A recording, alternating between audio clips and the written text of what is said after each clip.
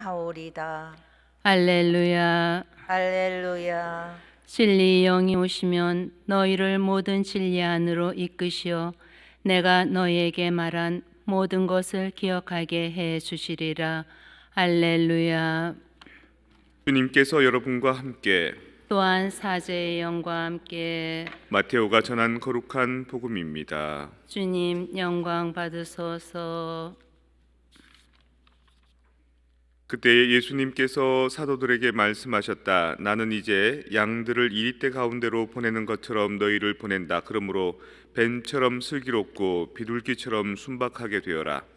사람들을 조심하여라. 그들이 너희를 의회에 넘기고 회당에서 채찍질할 것이다. 또 너희는 나 때문에 총독들과 임금들 앞에 끌려가 그들과 다른 민족들에게 증언할 것이다.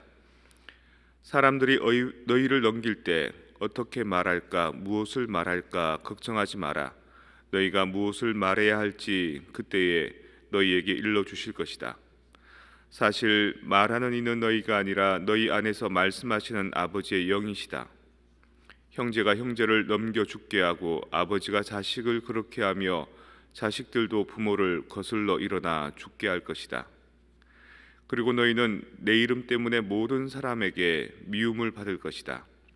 그러나 끝까지 견디는 이는 구원을 받을 것이다. 어떤 고을에서 너희를 박해하거든 다른 고을로 피하여라. 내가 진실로 너희에게 말한다. 너희가 이스라엘의 고을들을 다 돌기 전에 사람의 아들이 올 것이다.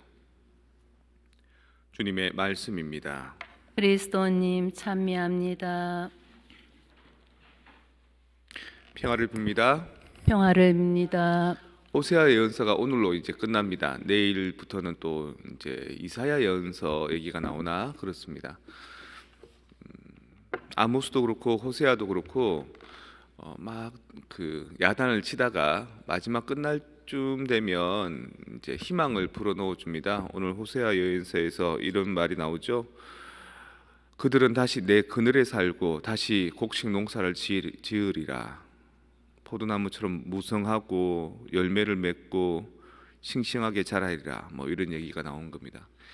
그러니까 이게 왜 그러냐면 예언이란 것은 그 당대에도 의미가 있지만 후대에 되게 의미가 있거든요. 그래서 북이스라엘이나 남유다가 이제 아시리아에 침공당하고 또 바빌론에 유배당하고 난 뒤에 그 뒤에 이것을 다시 다듬은 것 같습니다. 그래서 예언했던 원래의 의미도 들어있고 그 뒤에 유배 갔다 오고 고생하고 난 뒤에 다시 돌아와 보니까 그 고생길이 다 우리의 성숙의 밑거름이었다라는 메시지를 주기 위해서 나중에 후대에 첨가된 것 같습니다. 그래서 이 첨가된 내용이 이제 이런 말이 나온 거죠.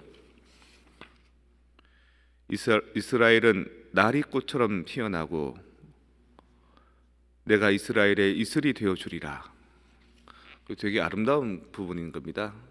아침이 되면 날이 추워지면 그 공기 속에 있던 이 물이 응결되지 않습니까? 그러니까 늘 우리 안에 수분이 있는데 비와 같은 수분이 있는데 날이 추워지면 응결돼서 그게 꽃망울에 떨어지고 또 수분을 빨아들이고 또 나리꽃이라는 게 백합과를 말하는 거거든요. 그래서 향기롭고 또 백합은 또 순교를 말하고 이스라엘을 야단치기만 하는 게 아니라 너희들 다 잘 될 거야 이제 그래 이제 고생 끝에 낙이 있을 거야 이렇게 얘기해 주는 거죠.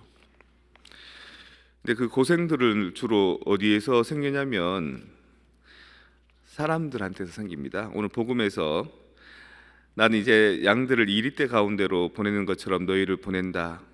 사람들을 조심해라 이렇게 얘기합니다. 사람들을 조심하라는 얘기가 그 다음에도 또 사람들이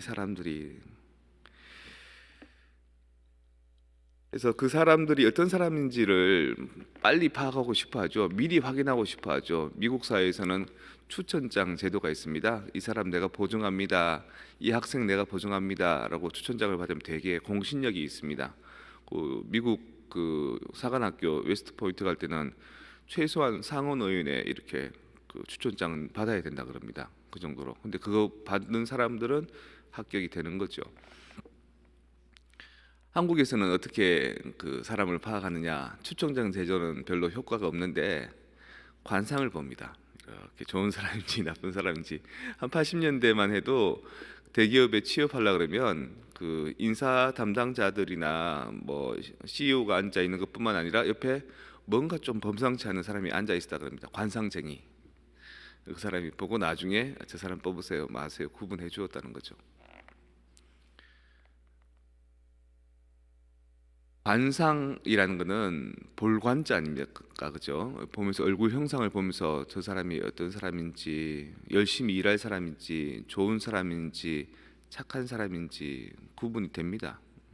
사실 저도 이렇게 사람을 대하면 거의 한 80%, 90%는 맞습니다. 나머지 10%, 20%가 안 맞기 때문에 판단을 급하게 하지 않는 거죠. 근데 거의 이렇게 보고 또 살피면 거의 맞습니다. 근데 이 관상보다 더 중요한 게 있는데 심상이 있다 그럽니다. 심상. 어떤 그 사람이 관상을 보러 왔는데 제 관상이 어떻습니까? 그러니까 아유, 자네 관상이 참 안 좋네. 자네 좀 안 된 말이지만 자네는 당분간 아무것도 하지 말고 좀 쉬게. 자네 곧 죽을 상이네. 그 사람이 가다가 개미가 이렇게 냇가에 이렇게 그 나무 저기 잎사귀 위에 바글바글 하더라는 거예요. 그래서 곧 빠져 물에 빠져 개미가 다 죽을 판인데 그게 안 돼 가지고 잎사귀를 이렇게 드러내주고 나중에 지나가다 그 관상가가 딱 보더니만 자네 얼굴 상이 바뀌었네. 자네 나중에 장관할 것 같네. 뭐 이런 정승할 것 같네. 변한 건 무엇이다? 생명을 살려준 그 마음 변화 하나 때문인데 어떻게 마음을 먹느냐에 따라서 얼굴 상이 변하기도 하는 겁니다. 그래서 주로 웃어주는 사람들이 얼굴 상이 참 좋죠. 그리고 웃어주는 사람이 얼굴 상이 부드럽고 웃을 수 있는 사람의 그 마음들과 여유들은 그만큼 이 심상이 좋은 겁니다. 우리는 그 좋은 사람을 구분하기 위해서 이렇게 그냥 쳐다보기만 하는데 쳐다보는 것만이 아니라 그 사람이 어떤 선업을 행하는지 어떤 말과 행동을 하는지를 더 관심 있게 봐야 됩니다. 그래서 눈에 보이는 것만이 전부가 아니라 그 사람의 삶에서 나오는 기운과 에너지들을 느낄 수 있는 거죠. 그래서 그걸 보고 내가 좀 안심해도 되는 사람인가, 좀 경계해야 되는 사람인가 이런 구분이 되는 겁니다. 또 그런 사람들 사이에 우리가 살아가야 되기 때문에 예수님께서도 사람들을 조심해라, 신중해라. 그리고 그 사람들한테 모든 것을 내맡기지 말고 너희도 스스로 삶의 단도리를 잘 해야 된다. 너희도 웃어주고 좋은 마음씨를 쓰고 다른 사람에게 좋은 덕성을 보여주어야 된다. 이런 얘기를 하는 겁니다. 그렇게 되면 우리가 살아왔던 고생스러웠던 삶이 이슬이 내려서 꽃망울에 맺히는 것처럼 우리 안에도 이 앞으로의 복스러운 기운이 넘치지 않을까 이런 생각을 하는 거죠. 그래서 여러분들 이 삶을 사는 것 자체가 순진하게 살면은 양떼가 이리들한테 가는 것 같은 그런 삶 아니겠습니까? 그래서 뱀처럼 슬기롭게 또 누구처럼 또 뭐하게라고 나와 있죠? 뱀처럼 슬기롭게 그러면서도 비둘기처럼 순박하게 좋은 마음씨를 살되 상대를 식별하고 구분할 수 있는 눈은 분명히 있어야 된다. 그리고 그거를 너무 선입견을 가지고는 보지 마라. 얼굴의 생김새보다 더 중요한 것은 말과 행동이요. 그 말보다 더 중요한 것은 그 마음씨다. 그것들을 인투이션 할 수 있는 직관할 수 있는 그런 시만을 키워라. 그 시만은 바로 영적인 영역이다. 그러니까 자신의 마음도 잘 들여다보고 상대도 잘 이해할 수 있는 그런 깊이를 살아갔으면 좋겠습니다.